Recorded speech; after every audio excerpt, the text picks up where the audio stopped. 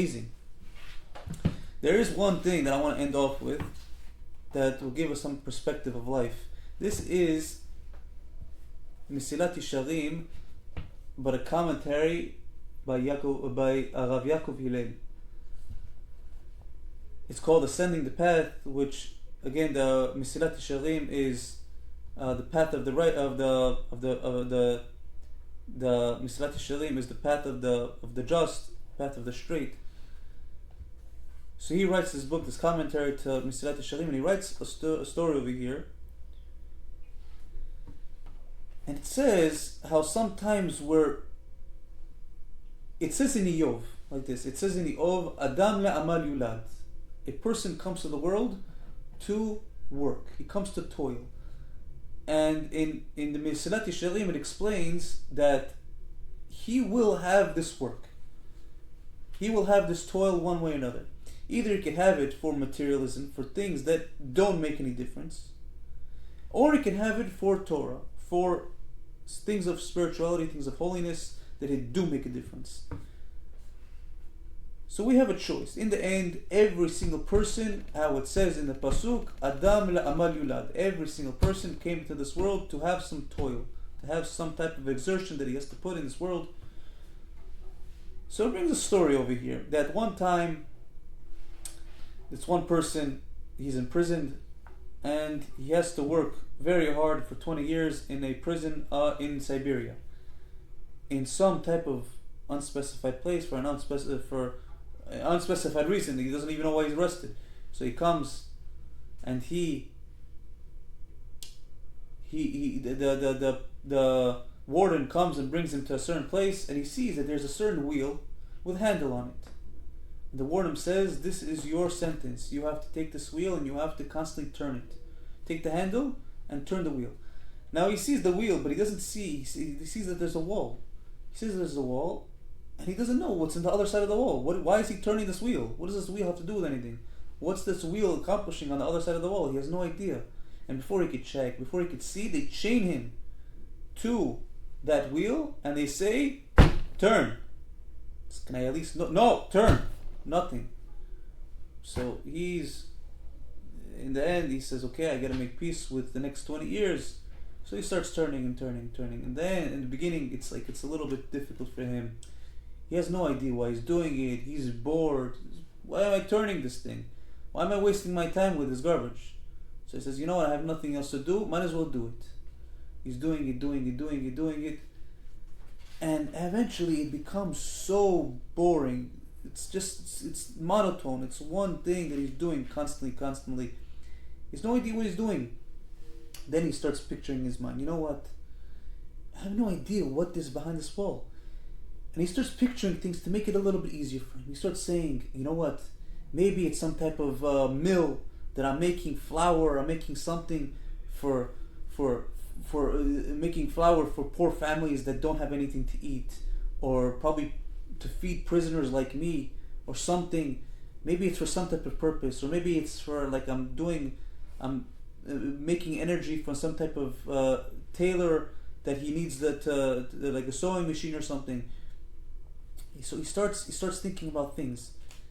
He starts saying that this tailor is probably making clothes for people that don't have any clothes, that they're freezing, that they're poor, they have no way to buy clothes, or whatever it is, just to help poor people that cannot have these type of things. So he's thinking of reasons, thinking of things, that maybe this is something good that he's doing. And he's saying, "You know what? Maybe it's something even greater. Maybe I'm turning something that's like a diamond polisher. It's like something that polishes diamonds. Maybe it's something like that." He's trying to start thinking of things that he's doing it for a constructive purpose. He's doing. He says, "You know what? It's not such a bad thing." He's doing it with this type of thought. He's doing it constantly. And 20 years goes by, and he finally gets the notice, "You are a free man, my friend. You can go." They unchain him, they take him out. And he's saying, "Please, warden, please let me know what's behind the thing. I want to know what work did I do, what good did I do for the world. please let me see the machines behind this wall. Let me see what I did. The jailer is looking at, the warden is looking at him. He's like, what? What machines? He says, please let me see the machines. So he says, okay, fine, you want to see behind this wall? He says, yes. Goes, takes him to the other side of the wall. What does he see? Nothing. He sees the other side of the pole. Nothing there. There's nothing there. It's just the handle and the pole stuck in from the window. Nothing by the pole. Nothing on the other side. So this guy, he starts saying, he says, where's the machines? Where is the mill? Where is the sewing machine? Where is the diamond polisher? Where is something? He says, what diamond polisher? What not? There was nothing here. He says, what did I do for the past 20 years? He says, you turned the knob. You turned it. You just did like this the whole time, cranking. The guy didn't know what to do. He says, you can go home now. You're free. You're not a prisoner anymore. The guy got so heartbroken, he didn't go home. What did he do? He fainted and died on the spot. He said, this whole 20 years, I was thinking I was doing good. I was thinking I was doing something. In the end, I did nothing. It's all worthless, all garbage, all nothing. 20 years I was toiling, going, nothing. Nothing helped, nothing, I did nothing. He was so shocked, he died on the spot. But this is just a story. But in the end, unfortunately, it's not just a story. This is us, in our everyday life. HaShem says, I will give you things to toil in. Adam al-amal yulad. Man comes to this world to toil.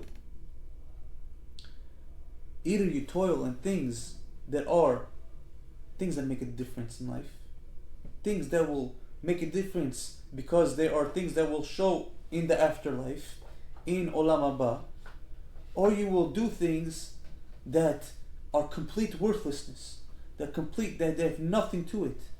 You're going crazy. You ask someone, why are you working? He says, I'm working to eat. Okay, so you say, why are you eating? I'm eating to work so that I can have energy to work. You're just doing it back and forth. What is it going to give you? So Osman, nothing. He's going to die and that's it. So we have to see this, and we have to actually take this to our hearts and actually say, there's things in life that we're supposed to do. There's things in life we're not supposed to do. The main thing is to learn, to toil in Torah, to always go. It's difficult, but that's exactly what the toil is. It's exactly what the toil is. You're going and you're toiling. As it even says, Lefum tzara agra in Pirkei Avot. It says, according to the anguish comes the reward. The more you have anguish in doing the toiling, doing whatever you have to do in the Torah and spirituality, the more reward you get.